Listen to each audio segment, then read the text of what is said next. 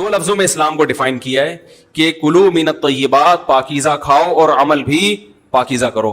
تو جو اصل بات میں یہ محرم ہی کے حوالے سے یہ آیت کا میں نے انتخاب کیا تھا کہ جب آپ پاکیزہ کام کریں گے اور پاکیزہ کھائیں گے تو اس سے آپ لوگوں کو اچھے لگیں گے اور لوگوں کا دل چاہے گا کہ آپ جیسے بن جائیں.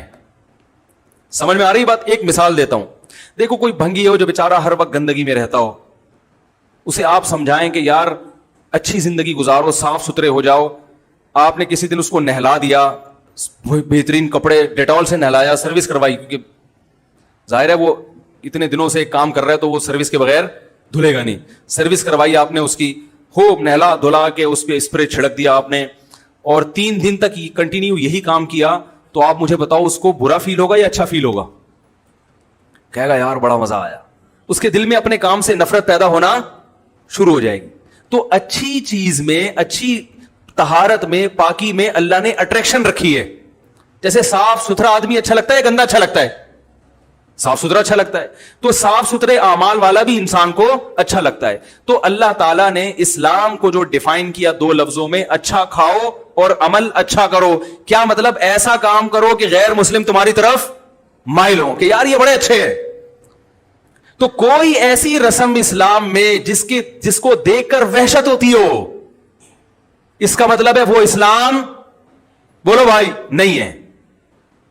کوئی بھی آپ ایسا عمل کر رہے ہیں, لیبل اسلام کا لگا رہے ہیں, مگر اسے دیکھ کر غیر مسلم کو گھنٹوں گھنٹوں سمجھانا پڑتا ہے یہ کیوں ہو رہا ہے, اس کا مطلب ہے کہ یہ اسلام, بولو نا بھائی, نہیں ہے. تو آپ مجھے بتاؤ محرم میں جو کچھ ہو رہا ہے, کیا یہ غیر مسلم کو اسلام کی طرف مائل کرے گا؟ یہ عمل ہے بھائی؟ یعنی کوئی غیر مسلم اسے دیکھ کے مسلمان ہوگا کہ یار ماشاءاللہ بڑا زبردست اسلام ہے؟ افسوس ہمیں اس پر ہے کہ دیکھو جن کا مسلک ہے, جن کا فقہ ہے, وہ جو کچھ کر رہے ہیں انہیں کرنے دو.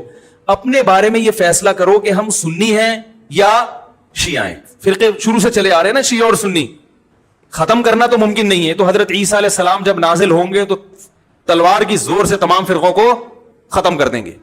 تو جو کام عیسیٰ علیہ السلام کا ہے وہ خود کرنے کی کوشش نہ کرو, جو حضرت مہدی کا کام ہے وہ خود کرنے کی کوشش نہ کرو. ہم کسی فرقے کو ختم نہیں کر سکتے, لیکن ہم اپنے آپ کو ڈیفائن کر سکتے ہیں.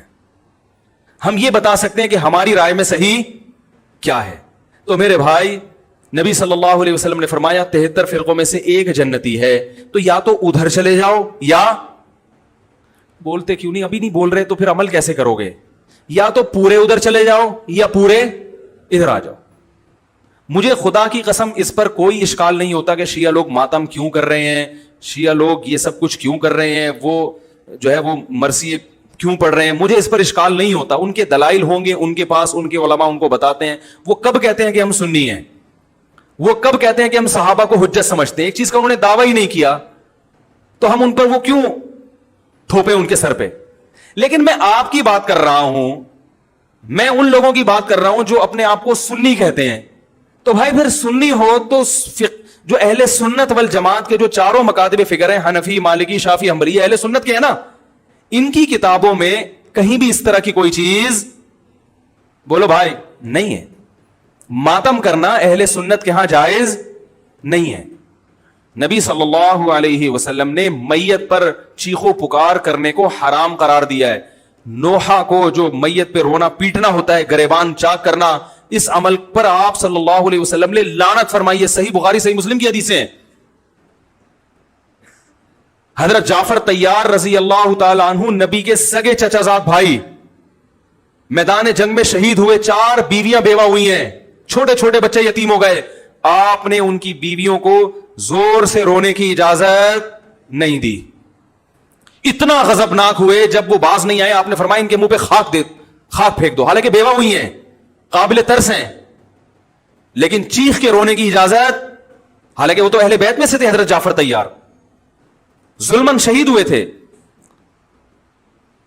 ہماری نظر میں حضرت حسین رضی اللہ تعالی عنہ کا قتل کربلا میں یہ تاریخ کا بدترین ظلم, اس لیے بدترین ظلم کہ آپ غیر مسلموں کے ہاتھوں شہید نہیں ہوئے, بلکہ ان لوگوں کے ہاتھوں شہید ہوئے جو اپنے آپ کو مسلمان کہتے تھے, اور مسلمانوں کی قیادت اس وقت ان کے ہاتھ میں تھی, حکومت ان کے ہاتھ میں تھی.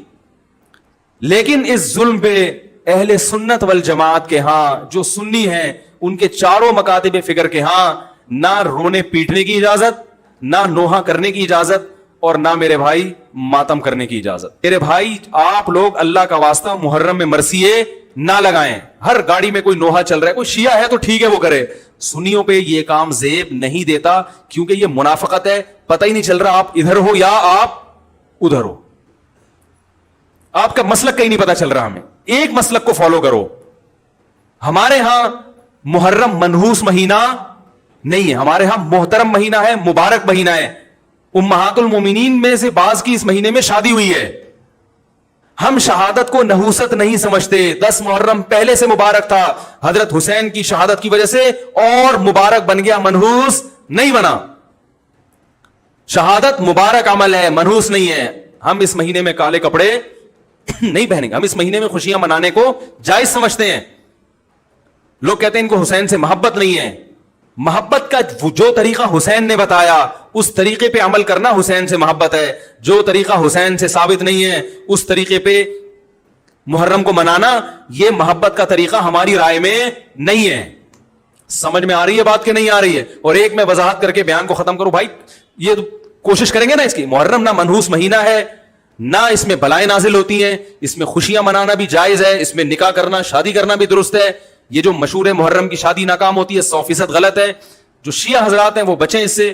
ہمارے ہاں یہ بالکل اس کی اجازت ہے, آپ محرم میں نکاح بھی کریں, محرم میں آپ اپنے بچوں کا عقیقہ بھی کریں, آپ اس جو ہے جو بھی خوشیاں ہیں آپ اس کی کریں, تاکہ اسلام کا جو رخ ہے نا, اسلام میں کوئی مہینہ منحوس نہیں ہے, تاکہ غیر مسلموں کے سامنے کم از کم ہماری طرف سے جو اسلام پیش ہو وہ یہ والا ہو, ان کی طرف سے وہ والا ہو. غیر مسلم کے پاس آپشن ہو کہ بھائی دیکھ لو ان میں جو اچھا لگتا ہے وہ والا اسلام آپ فالو کر لو, لیکن آپ بھی ویسے ہی بن گئے تو پھر اسلام کا ایک رخ جائے گا ان کے سامنے. سمجھ رہے کہ نہیں سمجھ رہے؟ تو اس لیے یہ گھروں میں مرثیے نہ لگایا کریں.